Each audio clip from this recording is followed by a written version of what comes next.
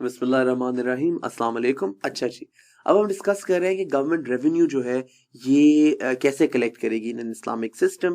تو اس کو آپ دیکھ لیں کہ revenue may be collected under any head, کوئی بھی یہ نام دے سکتے ہیں ریونیو کو۔ آپ اس کو جنرل سیلز ٹیکس بھی بول سکتے ہو، ویلیو ایڈڈ ٹیکس بھی بول سکتے ہو، کچھ بھی بول سکتے ہو، مگر as long as there is number one a justified need for it. اگر حکومت یہ ثابت نہیں کر سکتی کہ اس ٹیکس کا پیسہ کدھر استعمال ہوگا تو حکومت کو ٹیکس لگانے کا حق نہیں ہے۔ اسلام میں حکومت صرف اس وقت ٹیکس لگا سکتی ہے جب وہ ثابت کر سکے کہ ٹیکس کا پیسہ کدھر خرچے گی۔ Number two, it is not burdensome for the people. اگر ٹیکس بہت ظالمانہ ہے، بہت سخت ہے، بہت زیادہ ہے، یا لوگوں کے اوپر میں نے جیسے عرض کی کہ کوئی مسئلہ آ گیا ہے، کوئی بیماری ہے، کوئی فیمن ہے، کوئی ارتھکویک ہے، کوئی فلڈ ہے، کوئی نیچرل ڈیزاسٹر ہے، تو اس وقت پھر آپ وہ ٹیکس لوگوں پر نہیں لگا سکتے، چاہے جتنی مرضی ضرورت ہو آپ کو اس کی۔ تیسرا، جب تک ٹیکس کی ضرورت ہے تب تک وہ ٹیکس لگے گا، اور اگر ٹیکس کی ضرورت ختم ہو گئی ہے تو وہ ٹیکس حکومت کلیکٹ اسلامک اکنامک سسٹم میں نہیں کرے گی۔ اس کی ایکسیپشن ہے جو قرآن نے بتا دیے چیزیں ان کے علاوہ، اور قرآن نے مینلی زکوٰۃ کا یہ حکم دیا ہے۔ زکوٰۃ ہر حال میں کلیکٹ ہوگی، پر زکوٰۃ کے علاوہ اگر کوئی بھی پیسے حکومت جمع کرتی ہے تو وہ حکومت جو ہے وہ ایسا نہیں ہو سکتا کہ ہر وقت ہی جمع کرتی رہے، صرف جب جب اس کو ضرورت ہوگی تب وہ اس کو جمع کرے گی۔ اچھا جی، اب حکومت کیا کیا جمع کرتی تھی جو خلفائے راشدین کا دور تھا؟ اس میں the first thing of course that they would collect is zakat. Zakat is also mentioned in the Quran and it is compulsory. It is mandatory that the Islamic State should collect zakat. The second thing is ushur, then khums, then jizya, then fai, then kharaj, then nawaib. اس کے علاوہ حضرت عمر کے دور میں import duties لگی تھیں کہ اگر باہر کے ملک سے آپ کوئی چیز منگواتے تھے تو اس کے اوپر ٹیکس لگتا تھا۔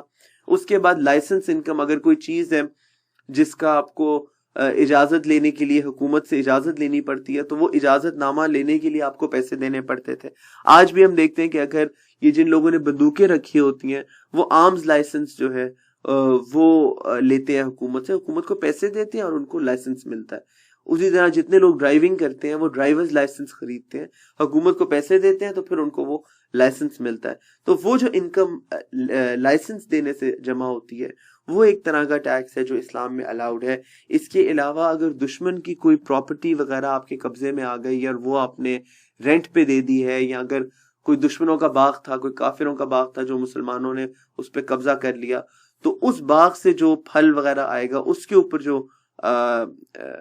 جو اس سے چیز آئے گی وہ جو ہے سارا اسلام میں ریونیو ہوگا ایک مسلم اسٹیٹ کا۔ یہ جتنے میں ریونیوز ڈسکس کیے ان کو آپ کو بریفلی ایکسپلین بھی کر دیتا ہوں، جو ان میں سے ضروری ہیں، سارے کی ضرورت نہیں ہے، پر جو ضروری ہیں وہ آپ کو پتہ ہونے چاہیے۔ سب سے پہلا ضروری ٹیکس جو ہے، سب سے ضروری، وہ ہے زکوٰۃ۔ اس کے علیحدہ سے لیکچرز بھی ہیں، آپ لوگ ہوپ فلی وہ لیکچرز کچھ دیکھ بھی چکے ہوگے، نہیں دیکھے ہاں تو ایک جملے میں یہ سن لو کہ 2.5% جو ہے وہ آپ کے مال جو ہے 2.5% مال زکوٰۃ میں نکلتا ہے۔ مال کی شرط یہ ہے کہ وہ نان پرسنل آئٹم ہو، یعنی وہ چیزیں جو آپ کے استعمال کی نہیں ہیں، وہ چیزیں جو آپ کے پاس پڑی ہوئی ہیں، 1 سال یا اس سے زیادہ عرصے کے لیے ان کے اوپر زکوٰۃ ہوگی۔ دوسری ٹیکس ہے عشر۔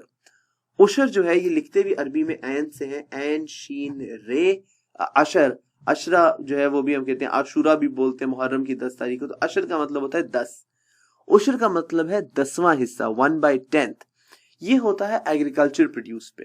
تو اگر آپ کا کوئی کھیت ہے یا آپ کا کوئی فارم ہے، اس پہ سے جو آپ کی چیز آئے گی اس کے اوپر زکوٰۃ نہیں لگے گی، اس کے اوپر عشر لگے گا۔ اس کے بعد عشر کے بھی 2 ریٹس ہوتے ہیں، برانی زمین کا، یعنی کہ وہ زمین کی جو بارش سے اریگیٹ ہوتی ہے اس کا فرق ہوتا ہے، اور جو زمین کنال سے اریگیٹ ہوتی ہے، نہری اس سے اریگیٹ ہوتی ہے، اس کا عشر فرق ہوتا ہے۔ تیسرا ہے خمس، نیند آ گئی۔ اچھا، تیسرا ہے خمس۔ خمس جو ہے یہ ہوتا ہے 5واں حصہ۔ یہ بھی لفظ جو ہے خمس، یہ خامس بھی ہم بولتے ہیں، خامس 5 کو بولتے ہیں، خمسہ بولتے ہیں 5 کو۔ خمس ہے 5واں حصہ۔ یہ ہوتا ہے اچھا اس کی تھیری سنو. زکوٰۃ ہے جو پیسے آپ کے پاس پورا سال پڑے رہتے ہیں ان کے اوپر زکوٰۃ ہوتی ہے. عشر ہے جو ایگریکلچر پروڈیوس ہوتی ہے اسی وقت آپ اس میں 10واں حصہ اس کا نکال دیتے ہو.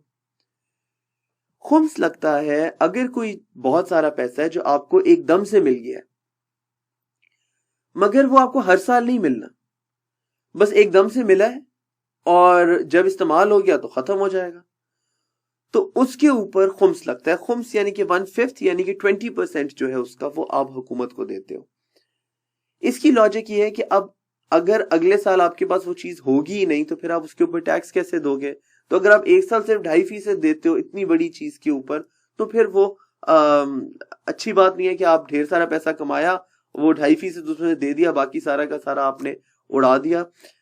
تو آپ کو جو پتا ہے کہ ایک ہی دفعہ یہ چیز آئی ہے تو آپ اس پر ایک ہی دفعہ آئی ہے 5واں حصہ نکال دو. ایک ہی دفعہ کیا چیز آتی ہے؟ اگر کوئی جنگ ہو اور جنگ میں مال غنیمت آئے, اسپوائلز آف وار جس کو بولتے ہیں, اب وہ جنگ ایک ہی دفعہ ہوئی ہے, اس میں وہ ایک ہی دفعہ چیز آئی ہے, تو اس کا فوراً ہی آپ 5واں حصہ یعنی کہ 20% نکال کر تو خمس کے طور پر دے دو گے.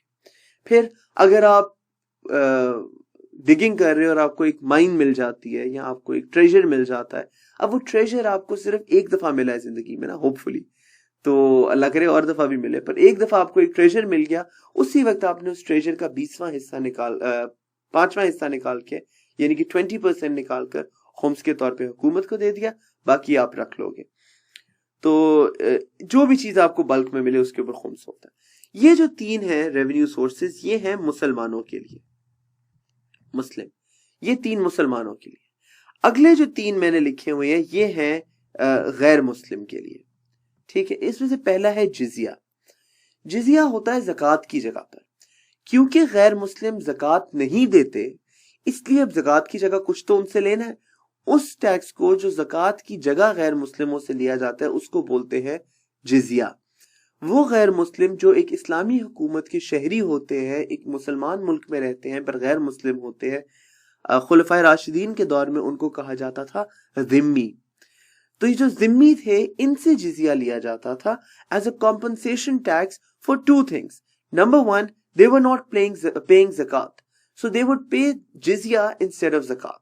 Number 2, the zimmis were not mandated to fight for Islam. So Islamic system یہ تھا کہ جب بھی کوئی جنگ ہوگی تو جتنے مسلمان ہیں سب پر لازمی ہے کہ وہ جا کر اس جنگ میں حصہ لے, تو سارے مسلمان جا کے لڑتے تھے. جو غیر مسلم ہیں ان کو یہ اجازت تھی کہ اگر وہ نہیں لڑنا چاہتے مسلمانوں کے لیے, اگر وہ اسلامی حکومت کی خاطر نہیں لڑنا چاہتے تو پھر وہ جزیہ دے دیں.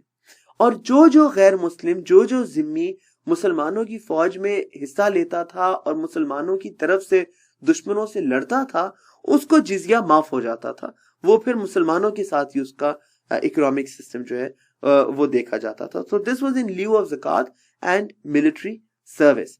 دوسری چیز ہے فی. اچھا, اب جزیہ ان مسلمانوں سے ہے جو ان غیر مسلموں سے ہے جو ذمی ہے یعنی مسلمان ملک میں رہتے ہیں. فی ان سے لیا جاتا ہے کہ جو غیر مسلم تھے اور آپ نے ان سے جنگ کی اور آپ نے ان کو ہرا دیا, اب جو ان کی زمین یا ان کا باغ یا ان کی چیزیں آپ کے قبضے میں آئیں اس کو بولتے ہیں, اس پہ جو ٹیکس کٹے گا اس کو بولتے ہیں فی. اچھا جی, اس کے بعد جو تیسری چیز آتی ہے وہ ہے خراج. اب ذمی وہ مسلمان ہے, وہ غیر مسلم ہے جو مسلمان ملک میں رہتے ہیں. فی ان سے لیا جاتا ہے جو غیر مسلم ہے اور مسلمانوں نے انہیں شکست دے دی ہے. خراج ان سے لیا جاتا ہے جو غیر مسلم ہے مگر مسلمانوں کی حکومت کو تسلیم کرتے ہیں, اور مسلمانوں کے, اس کے لیے انگلش میں the word we use is vassal state. They become, I have written it here, yes. They become vassal states, so they become small countries جو کہتے ہیں کہ ہم بہت چھوٹے ہیں, جس طرح انڈیا کے لیے بھوٹان ہے مثال کے طور پہ, ایک چھوٹا سا ملک اس کے ساتھ. اسی طرح اگر مسلمانوں کی اتنی بڑی حکومت تھی اس کے ساتھ کوئی چھوٹا سا علاقہ ہے جو کہتا ہے کہ جی ہماری پروٹیکشن آپ کی ذمہ داری, آپ ہمیں پروٹیکٹ بھی کر لیں, آپ ہمارا خیال بھی رکھ لیں, پر انٹرنلی داخلی طور پہ ہمیں آزادی بھی دے دیں, تو ان سے پھر آپ اس آزادی کے بدلے خراج لیتے تھے. اور خراج جو تھا وہ تقریباً عام طور پہ would be half of everything that they produce. جتنا ان کا انکم ہوتی تھی اس کا آدھا حصہ جو ہے وہ خراج میں جاتا تھا. اور یہ ماڈل خیبر کے اندر اور ایجپٹ کے اندر یوز کیا گیا۔ اس کے علاوہ جتنے ٹیکسز ہیں، نوائب ہو گئے، امپورٹ ڈیوٹیز ہو گئی، لائسنس انکم ہو گئی، یہ سارے جب جب ضرورت پڑتی ہے تو لگائے جاتے ہیں، اور اگر ان کی ضرورت ختم ہو جائے تو ان کو ختم کر دیا جاتا ہے۔ یہ ہو گیا گورنمنٹ ریونیو۔